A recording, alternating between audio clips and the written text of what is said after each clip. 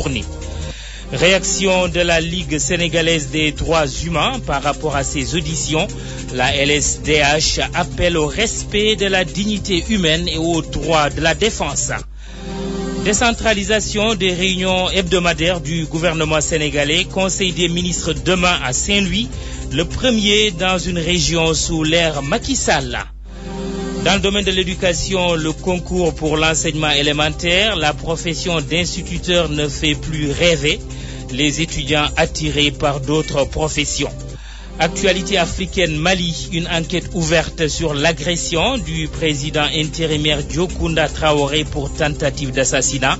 Nous suivrons aussi le sommet des chefs d'État de l'Union économique et monétaire ouest-africaine UEMOA à Lomé au Togo.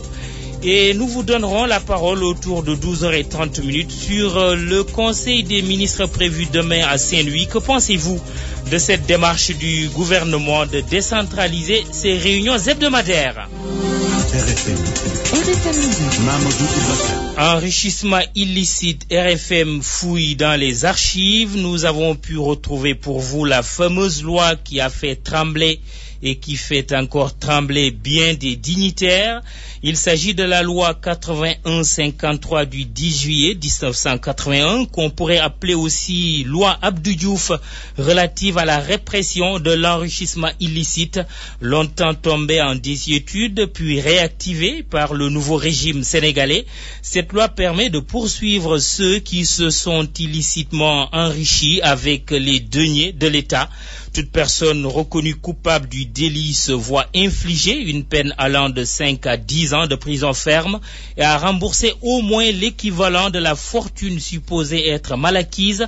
Le texte qui institue une cour dite de répression de l'enrichissement illicite a été publié au journal officiel le 24 juillet 1981. Macoumba Mbodj nous en fait la synthèse. Cette loi concerne tout titulaire de mandat électif ou toute autre personne exerçant une fonction gouvernementale, un magistrat, un agent civil ou militaire de l'État ou d'une collectivité publique ou autre personne dont l'activité est financée par des deniers publics. Le délit d'enrichissement illicite s'avère quand une personne donnée se trouve dans l'impossibilité de justifier ses biens après sommation.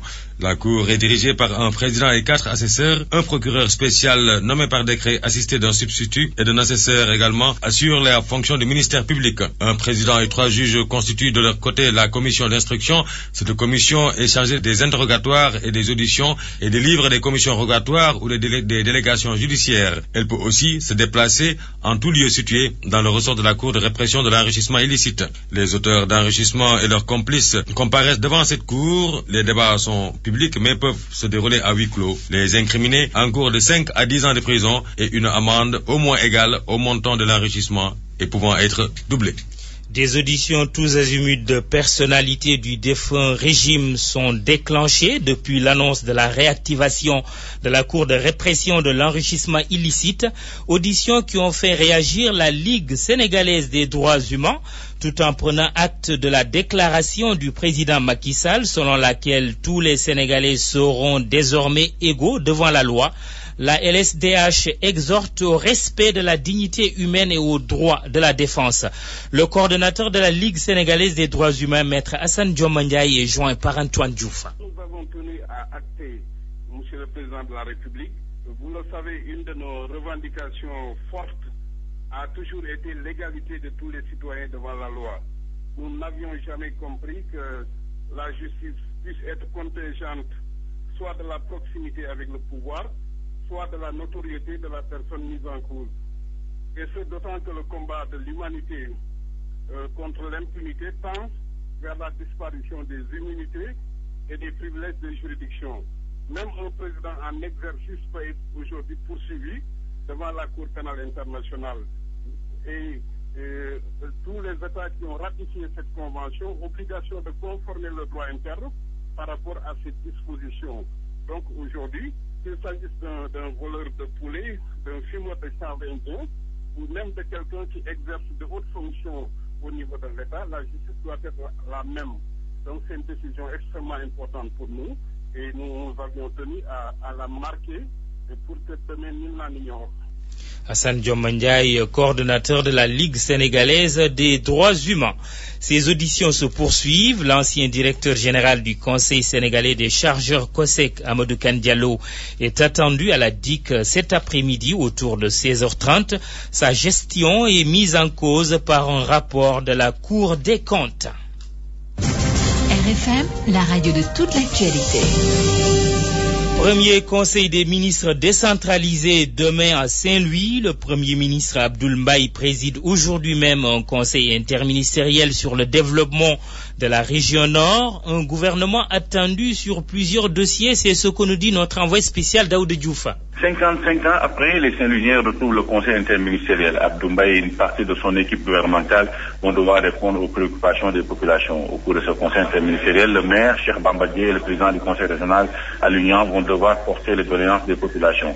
Au menu, la pêche qui bat de l'aile. Vous savez que Saint-Louis, étant une zone de pêche, connaît de sérieux problèmes avec les licences délivrées par les autorités mauritaniennes. Et la pêche, c'est un secteur qui fait 60% de l'économie locale en souffrance. Saint-Louis ne dispose pas de circuit de transformation halieutique. À cela s'ajoute le tourisme qui a du mal à décoller malgré ces sites historiques très emblématiques.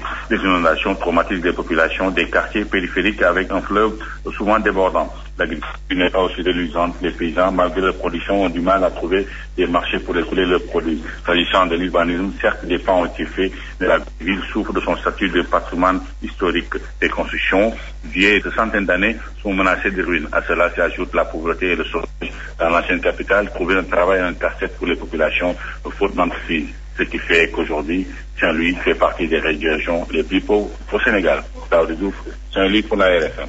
Daoud Diouf, vous l'avez dit, la conservation et la réhabilitation du patrimoine architectural de Saint-Louis constituent un gros défi. Mohamed Nabissila est notre correspondant permanent à Saint-Louis. La réhabilitation du patrimoine architectural de l'île classée sur le registre de l'UNESCO depuis 2000 préoccupe les Saint-Louisiens. De bonne volonté réunies dans le cadre de l'Association pour la conservation et la restauration de l'architecture saint-louisienne apprécient positivement les efforts des particuliers. Fatima Fall, membre de l'ARCAS et également directrice du CERDES. Beaucoup de personnes qui réhabilitaient respectaient les normes. Ils allaient se renseigner de l'agence de développement communal et bien sûr la section, donc la division patrimoine. Ils prennent les informations qui sied au site classé patrimoine mondial. On a même vu un propriétaire décaper carrément les pierres de Rufisque qui étaient sur sa façade. La conservation et la protection de l'île sont à prendre en charge par le Conseil des ministres et il est souhaité la création d'un fonds pour la sauvegarde et la valorisation du patrimoine. On avait au niveau de l'ARCAS pensé à trouver des arrangements entre des structures financières telles que les banques et certaines propriétés qui étaient intéressés, de voir comment ces personnes pouvaient bénéficier de prêts, réhabiliter leur maison et pouvoir louer à des étudiants, à des gens en tout cas affectés à Saint-Louis, une partie de leur habitation pour pouvoir rembourser la structure. Bien sûr, maintenant aux autorités de nous accompagner par le biais de subventions comme le font en tout cas certaines représentations diplomatiques, subventions ou bien des prêts. Justement, le Conseil des ministres se tient à l'hôtel de région, ancienne assemblée territoriale du Sénégal, réhabilitée aujourd'hui grâce à la coopération belge. RFM Saint-Louis, Mohamed Nabissila. L'actualité en région, c'est aussi le processus de paix en Casamance. Les rebelles se préparent pour les prochaines négociations avec le gouvernement. C'est le cas de la faction conduite par César Atoute Badiate, parti vivre en Suisse. Toutefois, au sein du maquis, on est loin de parler le même langage. Abdoulaye Sambou à Ziguinchor. Le maquis casamancé se préparait-il à des futures négociations avec les autorités sénégalaises? En tout cas, César Atoute Badiate, commandant en chef de la base de Casserole, qui a toujours manifesté sa volonté de négocier avec les autorités, est plus que jamais ouvert à ces négociations. D'ailleurs, il a nommé Ousmane Tamba, considéré comme l'un des argentiers du mouvement des forces démocratiques de la Casamance, comme plénipotentiaire de sa faction aux futures négociations avec Dakar. En croire une source proche de sa faction et confirmé par son entourage, le choix de Ousmane Tamba se justifierait par sa bonne maîtrise du dossier et son implication dans toutes les négociations qui se sont tenues jusque-là à Banjul. Ousmane Tamba, qui vit depuis plusieurs années en Suisse, est un homme de consensus qui pourrait faire l'unanimité, soutient un observateur de la crise casamançaise. Pour l'heure, on n'a pas encore la position des autres factions sur ce choix. Et comme ces factions ne s'entendent que sur le désaccord, nul doute que ce choix va être contesté. Certains, comme Mamadou Nkouroumassane, qui se considère comme le patron du mouvement, et la bande à Ahmed Apakena Djemé, l'aile intellectuelle du mouvement, pourraient revendiquer une place dans ce banquet. Que dire aussi des maquisards eux-mêmes, car certains vous diront qu'il faudra négocier avec ceux qui ont des armes. Abdoulaye Sambou Ziguinchor, RFM. La page éducation de ce grand journal. Bientôt les examens de fin d'année. Dans moins de 3 semaines, les élèves de CM2 vont passer les épreuves d'entrée en 6e. Des écoliers 13 sur 2 et prêts à décrocher leur premier diplôme scolaire. Nous les avons retrouvés dans une école de Dakar. C'est un reportage de Sornana Tambaye. Le 26-27. Le 26-27. Comme des soldats, ils sont prêts pour le combat. Les leçons en guise d'armure et beaucoup d'exercices en guise d'armes. Djibril Ba s'est bien préparé pour être d'attaque lors des examens de fin d'année. Il est en classe de CM2 à l'école Ahmadou Bamba Mbahan Diop 2. On a appris notre leçon, notre formule de mathématiques et on a fait beaucoup d'exercices avec les maîtres et coup de soir. Hassan Djen a également toutes les leçons en tête. Et pour réussir, il met le paquet. Je travaille à la maison, j'ai fait des exercices. Après, j'ai appris les leçons et les formules de mathématiques avec ma mère. Et qui d'autre? Notre maîtresse. Demander de l'aide à ses camarades de classe et les autres, c'est la méthode de Ramatoulaye. Je les prépare avec beaucoup d'impatience.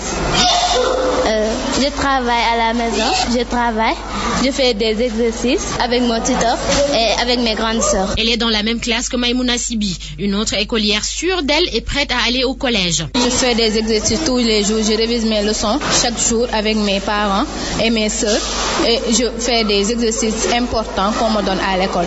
Des fois on fait des travaux de groupe, si quelqu'un ne comprend pas un exercice, on l'aide pour qu'elle comprenne, pour que nous tous nous pouvons avoir l'examen, réussir l'examen. Des élèves optimistes et sûrs de leur réussite. Le stress, ils ne connaissent pas et leur devise est simple, seul le travail paie. Même si on nous dit demain, nous sommes prêts. La fonction d'instituteur ne fait plus rêver au Sénégal. On est bien loin d'une certaine époque. L'enseignement élémentaire n'attire pas, ou en tout cas n'attire plus, les étudiants malgré le relèvement du niveau du concours. Des étudiants rencontrés préfèrent poursuivre leurs études universitaires. Ils disent aspirer à mieux. Des professions autres que celles d'instituteurs. Reportage à Wambaye. Au milieu du jardin aménagé devant la faculté des lettres de l'université Cheikh Anta Diop de Dakar, les étudiants prennent un peu d'air le temps d'entamer un autre cours. Moussa Thiam en fait partie. Il est étudiant en 2e année de géographie. Il n'est pas très attiré par l'enseignement élémentaire. Il a un autre projet, confie-t-il. Parce que je veux juste continuer mes études jusqu'à devenir un ingénieur topographe. Je veux devenir un topographe. Moustapha Diouf a aussi les mêmes ambitions. Il est en année de licence lettres modernes. Bon, actuellement, je n'envisage plus aller faire le concours pour le moment. J'envisage quand même de continuer un tout petit peu mes études pour savoir si je pourrais faire autre chose ou bien. Rokhaya Diop, elle, veut bien faire de l'enseignement, mais elle souhaite plutôt devenir professeure d'allemand. Et avec le relèvement du niveau du volontariat dans l'enseignement primaire, elle approuve. Je pense que c'est une bonne initiative d'avoir relevé le niveau, parce que vu le niveau bas des élèves, il fallait obligatoirement y remédier, quoi. Moussa Thiam est d'un avis contraire. Pour lui, faire le volontariat ne nécessite pas forcément le baccalauréat. Il faut donner aux jeunes leur chance. En ce qui concerne nos petits frères, il y a des gens qui ont le BFM et qui n'ont pas encore le bac. Ils pouvaient les laisser leur chance pour qu'ils aillent enseigner. Parce que les gens qui ont le bac, l'enseignement ne les intéresse pas. Ils veulent d'autres diplômes. Désormais, pour faire le concours de volontariat dans l'enseignement élémentaire, le bac est obligatoire et ceux qui ont le niveau ne semblent pas trop s'y intéresser. Ingénieur, professeur ou même président de la République, oui, mais n'oubliez jamais que tout a commencé un jour avec l'instituteur. Le musicien Thione Seck à la recherche de visa à l'ambassade de France à Dakar, mais il ne comprend pas que les services consulaires français lui demandent une attestation signée du ministère de la Culture. Une situation surprenante selon l'artiste que nous écoutons tout de suite. J'ai été un peu surpris, parce que si on me l'avait demandé avant que je ne dépose, j'aurais compris. Je serais parti chercher ce papier parce que ça ne me dérange pas. Mais pour récupérer les visas, je me mettre devant du fait accompli en me demandant une lettre du ministre de la Culture, ce qui a été une grande et grosse surprise pour moi parce qu'en 30 ans de musique, on ne me l'a jamais demandé. Le président du conseil d'administration du BSDA et président de l'association des métiers de la musique réagit à ces déboires de Thione Seck. Aziz Dieng qui nous dit que tout est rentré dans l'ordre. J'ai été saisi de ce dossier hier après-midi par Thione Seck à ma double qualité de PCA du BSDA et de président de l'association des métiers de la musique, AMS. Thione Seck m'a expliqué qu'à son grand étonnement, les services consulaires lui demandaient comme condition pour délivrer le visa à ces musiciens une attestation du ministère de la Culture et entre autres preuves. J'ai en tout élément du dossier à fournir. J'ai aussitôt contacté le directeur de cabinet du ministère de la Culture, M. Elimansi, qui a mobilisé tout de suite des diligences. Il m'a dit qu'il allait faire la lettre le plus rapidement possible pour qu'elle soit disponible ce matin. Ça a été fait. J'ai récupéré la lettre, j'ai porté ça à Thione Seck lui-même. Arrivé là-bas, l'ambassade a demandé que Thione Seck prouve que les artistes avec lesquels il voyage sont bel et bien des musiciens. Aziz Dieng du BSDA et l'artiste Thione Seck, propos recueillis par Antoine Diouf, la suite du grand journal. RFM. L'actualité internationale. Bonjour Binta Diallo. Bonjour Mamoudou. Direction Mali, la justice ouvre une enquête suite à l'agression du président Diokounda Traoré. On parle de tentative d'assassinat. Déjà 3 personnes ont été inculpées et mises en prison. Elles sont accusées de troubles graves à l'ordre public. On fait le point avec Abdourahmane Diallo. Après l'agression du président de transition Diokounda Traoré, la justice ouvre une information judiciaire pour tentative d'assassinat. D'autres chefs d'accusation ont été évoqués, entre autres complicité, coups et blessures volontaires et non-assistance à personne en danger. Mais pour le moment, personne n'est inculpé de ces chefs d'accusation. À ce jour, une 60aine de personnes ont été entendues, mais seulement 3 individus sont placés sous mandat de dépôt à la maison d'arrêt de Bamako. Ils sont accusés de troubles graves à l'ordre public. Le président Diokounda Traoré avait été attaqué et blessé par des manifestants le 21 mai dernier. Le Mali, justement, et la Guinée-Bissau au centre de la 16e session de l'UEMOA. Il faut une solution et vite, ont dit les chefs d'État présents à Lomé. Le Mali, la Guinée-Bissau, la crise alimentaire et la pandémie du sida ont été évoqués. C'est ce que nous dit notre envoyé spécial dans la capitale togolaise, Alassane Samba Diop. Le sommet des chefs d'État de l'UEMOA qui est ouvert ce matin donc à Lomé au Togo. Les principales questions qui accusent au Mali, en Guinée-Bissau, entre autres, les chefs d'État sont convenus que c'est qu'ils prennent l'évolution de l'Union en Afrique de l'Ouest. Pour eux, il faudrait impérativement régler cette question du Mali et de la Guinée-Bissau qui font que l'instabilité dans ces 2 pays vont prendre la croissance dans cet espace de l'UEMOA. Macky Sall, le président du Sénégal, fait son premier sommet de l'Union économique de l'État africain. Il y a une rencontre qui aura lieu bientôt dans la sous-région encore pour reparler de cette question de la crise malienne et aussi de la crise bissau-guinéenne. Macky Sall a abordé aussi la question concernant l'aide alimentaire, la crise alimentaire. Il a confirmé que le Sénégal a dégagé 30 milliards de francs CFA et qu'une autre aide attendue de l'Arabie Saoudite. Pour lui, il s'agit non seulement d'éradiquer cette crise alimentaire, mais aussi d'investir dans l'agriculture pour permettre au Sénégal de sortir de ce cycle de crise alimentaire. Autre question abordée ici par les chefs d'État, c'est l'invitation qui a été faite à M. Michel Sidibé, qui est le directeur exécutif de l'ONU-SIDA. M. Michel Sidibé a expliqué aujourd'hui que l'Afrique est le meilleur continent où les enfants naissent avec le sida. Il faudrait éradiquer cette contamination parce que l'investissement pour un enfant est de 75 000 francs CFA et celui qui est de volonté politique, et comme là donc en entendant les conclusions, c'était Alassane Samba Diop pour le maire pour la RFM. Merci Alassane. À propos encore de la Guinée-Bissau, la très controversée mission militaire angolaise quitte le pays aujourd'hui. La MISANG, elle s'appelle, accusée par l'état-major bissau-guinéen de soutenir les autorités renversées le 12 avril dernier et d'avoir des ambitions colonialistes. Le départ de la mission militaire angolaise, plusieurs fois reportée, s'effectue à partir d'aujourd'hui donc sous escorte de la CEDEAO. On retrouve à Bissau notre correspondant permanent, Noah Mankali. Finalement, les militaires angolais installés en Guinée-Bissau durant un peu plus de 2 ans vont quitter la Guinée-Bissau aujourd'hui. Un navire militaire angolais pavillon au port autonome de Bissau pour transporter le matériel de la MISANG. Pour se retirer de cette force angolaise de la Guinée-Bissau, 10 vols ont été programmés sous la supervision des forces de la communauté économique des États de l'Afrique de l'Ouest, CEDEAO. On rappelle que la présence de la mission technico-militaire angolaise en Guinée-Bissau était signée dans le cadre d'appui à la réforme dans les secteurs de la défense, justice et sécurité. Cette force angolaise, constituée d'un peu plus de 200 hommes entre militaires et policiers, s'était basée dans la capitale Bissau et la ville de Bouba, sud de la Guinée-Bissau. Les putschistes bissau-guinéens avaient considéré la présence de cette force angolaise en Guinée-Bissau comme étant l'une des principales raisons du coup d'état militaire du 12 avril dernier en Guinée-Bissau. Les militaires bissau-guinéens putschistes ont déclaré un jour après le coup d'état qu'ils ont agi en renversant le pouvoir pour éviter l'intervention militaire angolaise sur les forces armées de la Guinée-Bissau.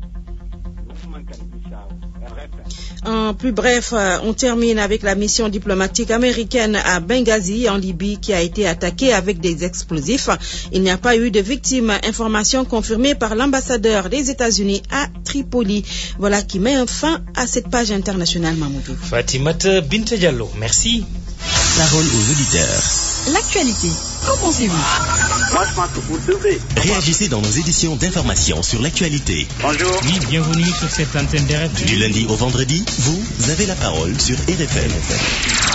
On évoquera tout à l'heure, aux environs de 12h30, le Conseil des ministres qui se tient demain à Saint-Louis. Que pensez-vous de cette démarche du gouvernement sénégalais de décentraliser ses réunions hebdomadaires? RFM. Football pour lancer ce journal des sports. Bonjour, cher Tidjane Diaye. Bonjour, Mamoudi Bakar. Ouganda-Sénégal, samedi, un match que les Lions comptent aborder avec beaucoup plus de sérénité. Il faut être solidaire, se concentrer davantage pour éviter les erreurs du dernier match. C'était contre le Libéria samedi dernier. Tel est l'état d'esprit avec lequel les Lions doivent aborder le match de samedi. La conviction de Damdoy, il l'a dit hier à l'issue du galop d'entraînement des Lions au micro de Ndatedio. L'essentiel, c'est de bien travailler à l'entraînement et puis de se concentrer au début du match. Et j'espère qu'on a retenu la leçon, donc on est en train de travailler dessus. Donc ces erreurs peuvent nous coûter cher, mais heureusement qu'on est revenu. Êtes-vous conscient que cette équipe n'a pas perdu de match à domicile lors des phases éliminatoires de la CAN 2012? On ne sait pas, mais ça reste toujours un match. Donc tout peut se passer. De nos côtés, on est en train de poser une stratégie pour les déjouer. Donc pour l'instant, on est là, on s'entraîne bien. Pour ce genre de match, il faut être solidaire. Il n'y a pas de cas, il faut être solidaire. Seule la main ferme peut gagner ce genre de match. Donc juste la solidarité, confiance et puis le reste, ça va venir après. Damdoy, un débuteur du Sénégal lors de la confrontation contre le Libéria. Rappelons que les Lions quittent Dakar ce jeudi pour Kampala, capitale de l'Ouganda. Auparavant, c'est-à-dire cet après-midi, l'équipe effectue son dernier galop d'entraînement à Dakar-Sacré-Cœur. Ce sera à huis clos. Entre le match de samedi dernier et celui à venir, cette bonne nouvelle, classement FIFA du mois de juin, le Sénégal fait un bond en avant. Le Sénégal gagne 5 places pour être beaucoup plus précis et occupe la 12e place africaine, soit son 3e mondial. Ce bond qualitatif s'explique par les victoires sur le Maroc et le Libéria. L'Afrique reste dominée par le trio Côte d'Ivoire, Ghana, Algérie, Espagne, Uruguay et Allemagne sont les 3 meilleures formations au monde. La Ligue sénégalaise de football prépare les playoffs du championnat. Elle compte faire des playoffs du championnat une fête majeure. L'ambiance et les spectacles seront au rendez-vous pour donner un cachet populaire à cette compétition qui va déterminer donc le champion de la saison de la Ligue 1. Nous allons écouter Louis Lamotte, il est le président de la Ligue sénégalaise de football professionnel au micro de Malal Junior Diagne. Nous voulons en faire une grande fête du football. Chaque match est pour nous l'occasion d'une très grande fête, une finale. Et nous sommes en train de déployer tous les moyens dans toutes les directions pour que le spectacle en dehors et à l'intérieur du terrain puisse justifier vraiment l'affluence du petit public qui sera attendu. On a la chance d'avoir 4 bonnes équipes pour ces playoffs populaires et dont le football a été gratifié comme étant peut-être l'un des plus attractifs du championnat. Le spectacle est garanti. Nous sommes en train de démarcher avec des partenaires de sorte à pouvoir vraiment faire du spectacle. Et comme je vous l'ai dit, chaque match sera en soi une finale. Voilà un peu le format que nous avons voulu pour terminer ce championnat en beauté, comme il a été d'ailleurs durant tout son parcours. L'équipe qui aura le plus de points à la fin des parcours aller-retour qui sera sacrée champion. Donc, sachant qu'il y a peu de matchs, c'est 4 équipes, donc tous les matchs sont des finales en soi. Et en tout cas, on les organisera comme tels, avec l'ambiance, avec l'affluence attendue, avec tous les dispositifs vraiment pour donner un cachet particulier. Lui Lamotte, le président de la Ligue sénégalaise de football professionnel, le champion en titre, l'Union sportive de Ouakam, le premier Gambar, Niar Italie et le Casasport de Ziguinchor participeront à ces playoffs qui vont démarrer le samedi 16 juin pour être beaucoup plus précis. Voilà qui met un terme à cette page des sports, Mamoudou. Merci, cher Tidiane Diagne. Tout roule moins cher avec Ada Location de véhicules. La location de véhicules à votre portée chez Ada Location, avenue Cheikh Anta Diop, Dakar Mermoz. Ada Location de véhicules vous souhaite une bonne année 2012 et vous offre votre revue de presse. Nous suivons la revue de presse de Macoumba Mbodj. Bonjour Antoine, bonjour à tous. Maître Mbaye Jacques Diop, une bonne partie de la presse s'épanche ce matin sur les déboires judiciaires de l'ancien président du Conseil de la République pour les affaires économiques et sociales, accusé de blanchiment de capitaux. L'observateur évoque l'affaire, c'est pour nous en dire les secrets. On apprend que la cellule nationale de traitement des informations financières, la CENTIF, a été saisie d'une déclaration de soupçon en 2006, mais aussi que Ngouda Fall Kane, ex-patron de la CENTIF, et Mbaye Jacques Diop sont d'anciens collaborateurs. Mbaye Jacques Diop, justement, dans tous ces états, comme l'affiche le quotidien à la une, après son deuxième passage à la DIC, le journal révèle que Mbaye Jacques Diop s'est défaussé sur 3 de ses collaborateurs du CRAES et que ces derniers seront entendus ce jour. Il évoque même une plainte contre Ngouda Fall Kane, car l'homme se dit atteint dans Wolf Grand Place.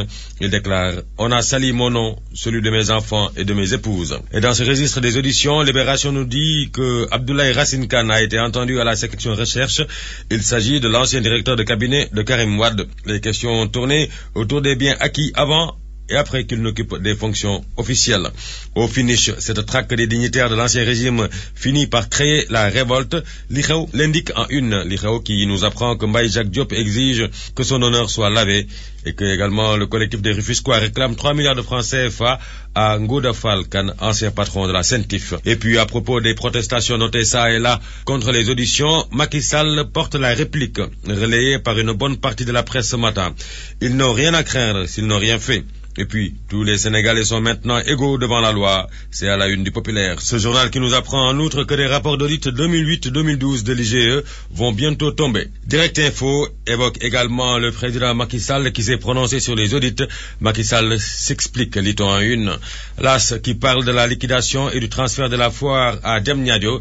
Le succès suspendu à la décision de Macky. Et revoilà Maître Wade. Enquête nous apprend que face à la crise au PDS et au syndrome Bok Gis, Wade a écourté son séjour en France.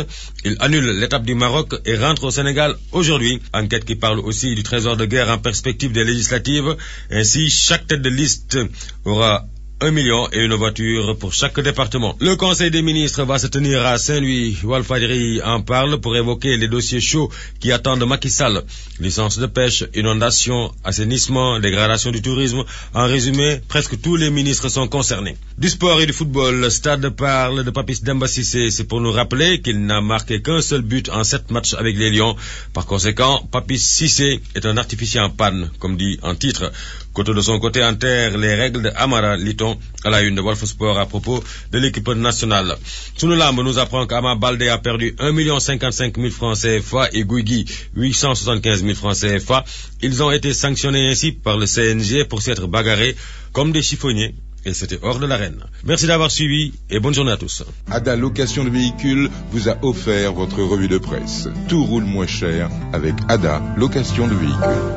Point de vue. Regard croisé sur l'actualité du jour. Point de vue sur la tenue du premier conseil des ministres décentralisé à Saint-Louis sur l'ère du président Macky Sall. Une bonne idée selon le député Abdoulaye Dramé.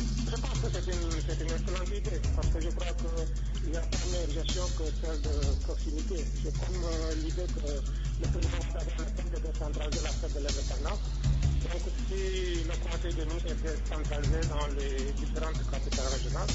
C'est vrai que c'est une gestion de proximité et le gouvernement est plus proche des populations. Maintenant, je crois qu'il faut préparer ces conseils de ministres centrales parce que ça ne sert à rien de venir chaque jeudi dans une capitale régionale. Mais à la fin, je crois que le dossier doit être préparé pour les segments de la société locale préparée.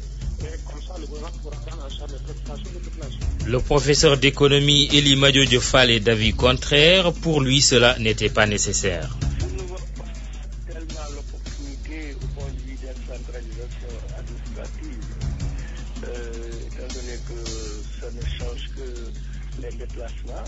Et pour une économie publique, j'éviterai les frais. Bien que j'encourage l'équipe nationale, mais ça ne veut pas dire que tout ce qu'ils font, je suis d'accord. Ce n'est pas nécessaire parce qu'on ne décentralise rien.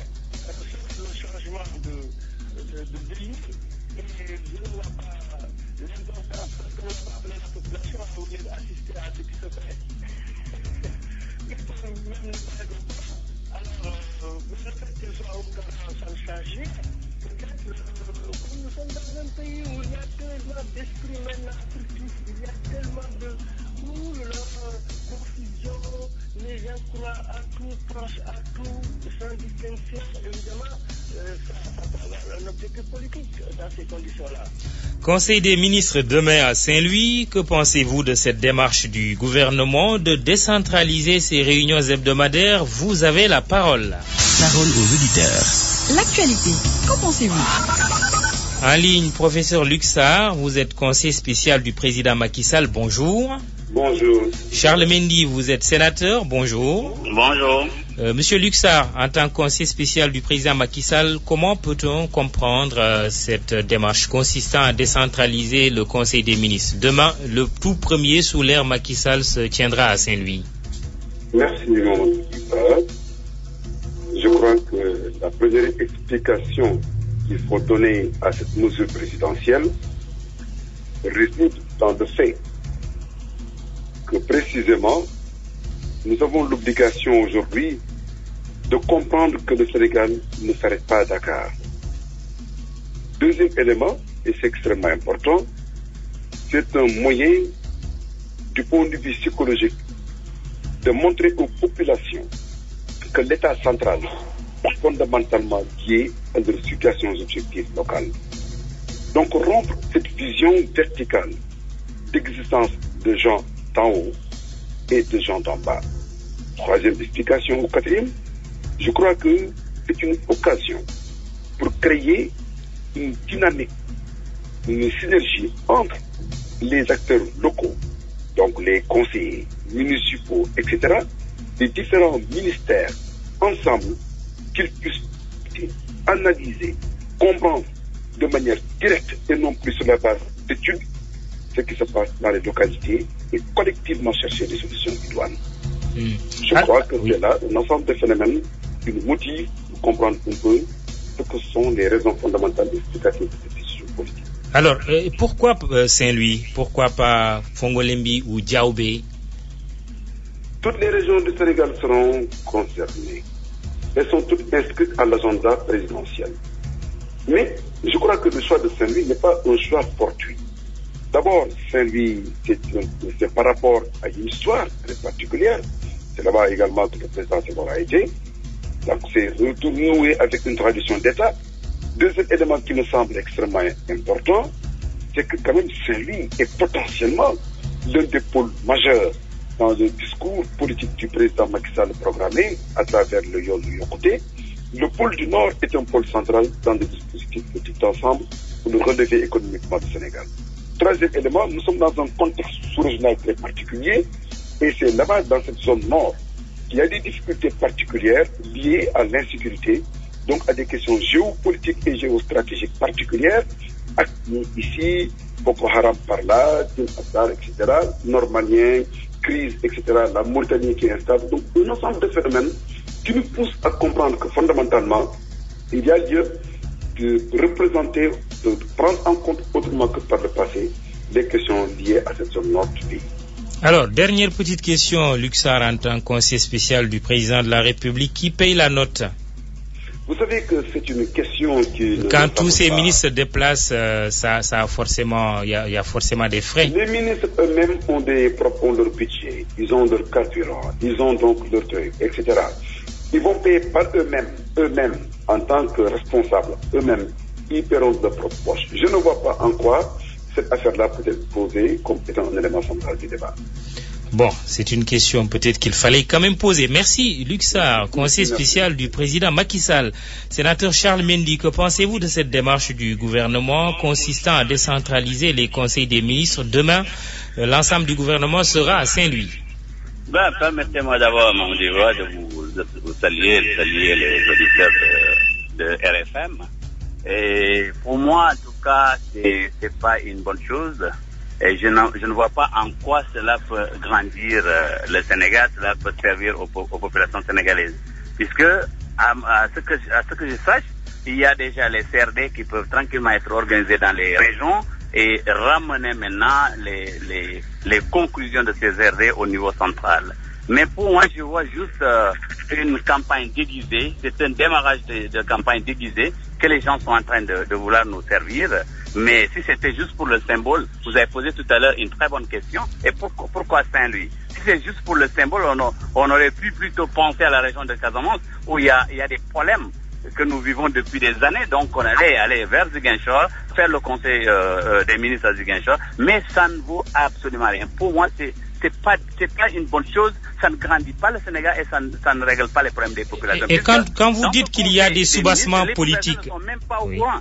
Si on dit que vous arrivez à Saint-Louis, les populations seront confinées à d'autres choses, mais ils verront même pas le passage des ministres. Puisqu'il y aura la police, il y aura tout. Alors, à quoi ça sert? Et sur quoi vous basez-vous? Ils sont pas imprégnés de la chose et je ne vois vraiment pas de raison. Oui, sur quoi vous basez-vous si vous m'entendez? Ça va coûter de l'argent. Qu'on vient nous dire que les ministres vont payer de leur poche ou ils ont le budget, mais le budget, c'est le budget du Sénégal, qui sera utilisé pour un conseil des ministres qui n'a aucune utilité que si ça se faisait au palais mais ça ne sert absolument à rien. Je suis vraiment désolé d'entendre des gens dire ouais c'est utile, on est proche des populations, mais on peut être proche des populations sans pour autant déplacer autant de personnes sur Saint-Louis ou sur Ziguinchor ou sur n'importe quelle zone. Même le conseil des ministres à Guédiawaye ne serait pas utile parce que c'est des déplacements, c'est des jalonnements, c'est des difficultés qu'on craint déjà aux populations et c'est des primes de mission qu'on doit créer parce que c'est pas seulement des ministres qui vont se déplacer. Il y aura tout un tas de monde qu'on va déplacer sur Saint-Louis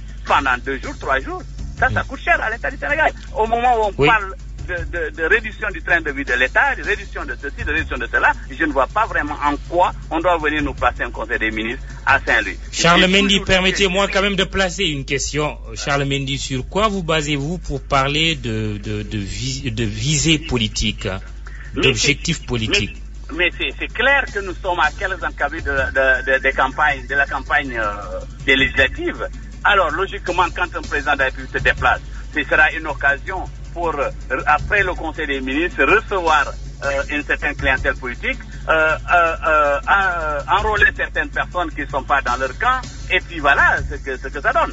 C'est une campagne masquée, c'est tout. Merci. Ensuite, maintenant, moi j'ai toujours dit que je n'ai rien contre le gouvernement du président Macky Sall, mais il y a des choses, on n'est pas tenu quand même, puisqu'on est d'accord, ou bien on veut que le gouvernement fasse son travail correctement, d'accepter tout ce qu'on nous sert, Ça, je ne suis pas du tout d'accord Voilà. et je ne vois pas l'importance de déplacer un conseil des ministres. Merci Charles Mendy. Vous êtes sénateur appartenant au Parti démocratique sénégalais. Moustapha Faltier de Dogbou Mougatché, vous faites partie de la coalition Macky 2012. Bonjour Moustapha Fall. Bonjour Mamadou. Que pensez-vous de cette démarche du nouveau gouvernement de décentraliser ses réunions Conseil des ministres demain à Saint-Louis? Ah mais c'est un acte symbolique très fort. Et contrairement à ce que vient de dire celui qui a parlé tout à l'heure, ça a été un souhait du candidat, je dis bien du candidat Macky Sall, qu'il est en train de concrétiser. Mais au-delà du symbolisme, moi j'ai peur même que ça soit une source de trouble, organisée et téléguidée par la Sainte Alliance. Et vous voyez ce que celui-là qui vient de parler, qui appartient à la Sainte Alliance, ce qu'il a dit. Alors, la Sainte Alliance qui fait feu de tout bois et de tous les bois pour combattre Macky Sall. Et qui est mais est-ce que cette Sainte Alliance, pour reprendre votre terme, n'est pas dans son rôle celui d'être une opposition tout simplement? Mais bien sûr, je connais bien ce que c'est que l'opposition. La Sainte Alliance, c'est bien dans son rôle. La Sainte Alliance, c'est Ablaïwad, c'est les médias menteurs, c'est les intellectuels de mauvaise foi, c'est les consommateurs d'affaires, c'est Bourgie. C'est ça la Sainte Alliance. Ils sont dans leur rôle. Ils se sont conçus en une Sainte Alliance pour Est-ce combattre. qu'il n'y a pas quand même dans vos propos un certain manque de tolérance? Ah non, aucunement. On m'a traité comme ça pendant des années. On m'a traité de ces mots du temps de Senghor, du temps de Diouf et du temps de Wade. Et ils sont dans leur rôle. Je suis dans mon rôle. On se défend, on réagit, on riposte. Maintenant, pour parler du débat, en quoi c'est pertinent de décentraliser ces réunions, le Conseil des ministres? Maintenant encore, moi, je ne suis pas pour qu'on commence maintenant la décentralisation, compte tenu de ce qui se passe dans ce pays et compte tenu des objectifs de la Sainte Alliance. Moi, j'aurais préféré qu'on attende encore pour stabiliser un peu le pays, régler ces problèmes suscités par les audits qui sont réactualisés. Alors, essayer un peu de temporiser pour tenir le Conseil à partir de Dakar, avoir une vision globale du pays pour faire face aux assauts de la Sainte Alliance. Donc moi, je suis parfaitement d'accord sur l'acte. Je l'approuve, je félicite Macky d'avoir honoré son engagement, mais je suis pour qu'on temporise, qu'on attende encore, qu'on arrête ça et qu'on se consacre au problème du pays à partir du centre de gravité du pays, c'est-à-dire à partir de Dakar. Mais dans sa démarche, justement, le gouvernement veut se rapprocher des administrés, évaluer les problèmes dans chaque région et leur apporter des solutions. Qu'est-ce que vous en pensez? Oui, mais vous savez, en matière d'approche, en matière de lutte aussi, il faut savoir avoir les positions idoines. Actuellement, il nous faut avoir une position pour bien viser, bien tirer et bien atteindre notre but. C'est une bonne chose. Même le fait de venir, de déplacer le Conseil des ministres à Saint-Louis, non seulement c'est pour se rapprocher aux administrés, mais c'est dissuasif aussi, parce que ça permet à tous ces chefs de services régionaux de s'occuper de leur secteur, on s'occupe de la propriété de la ville, de l'instabilité, etc., etc.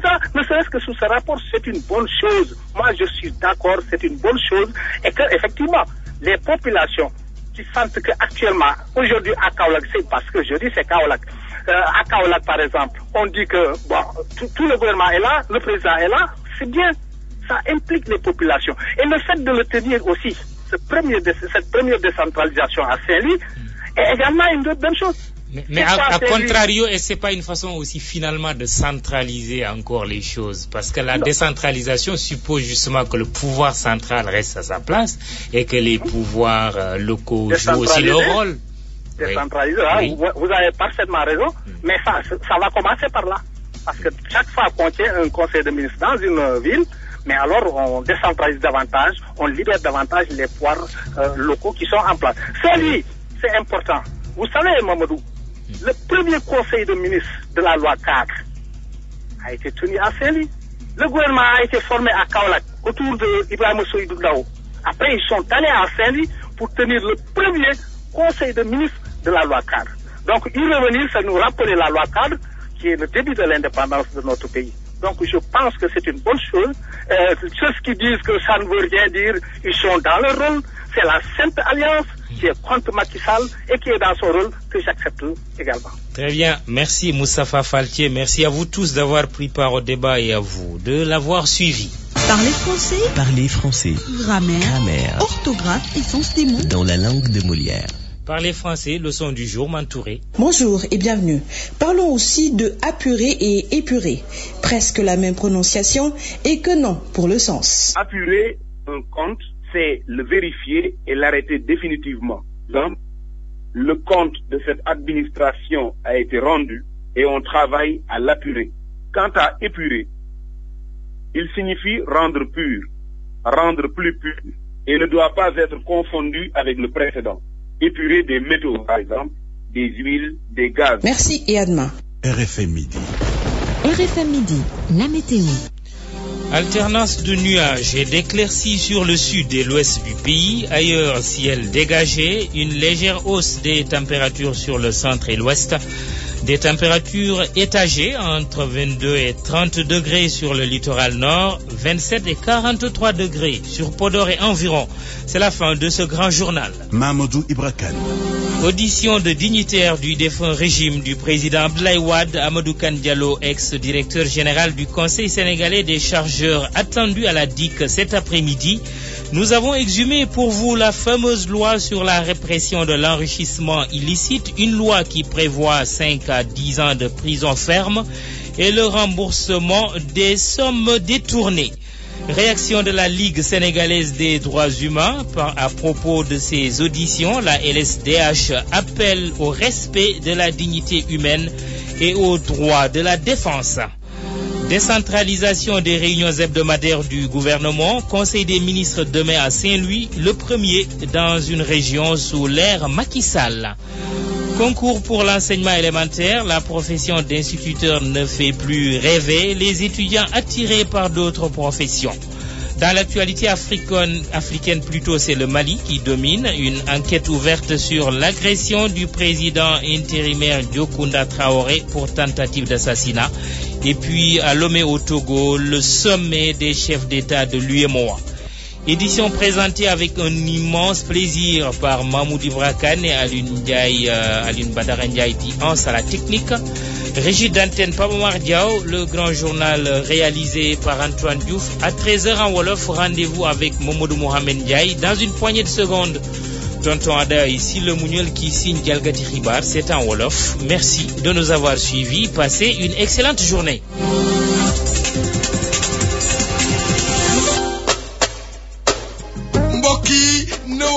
Phone lawoon Orange dikkati na ngir sakkanal seeni poche yéen ay abonné tudde ko forfait sakkanal bu dee Orange prépayé nga jëndal crédit 10 000 mbaa 20 000 wala 50 000 tapé dièse 177 dièse rek nga mun a tànn sa numéro préféré booy mun a woote weeru lëm muy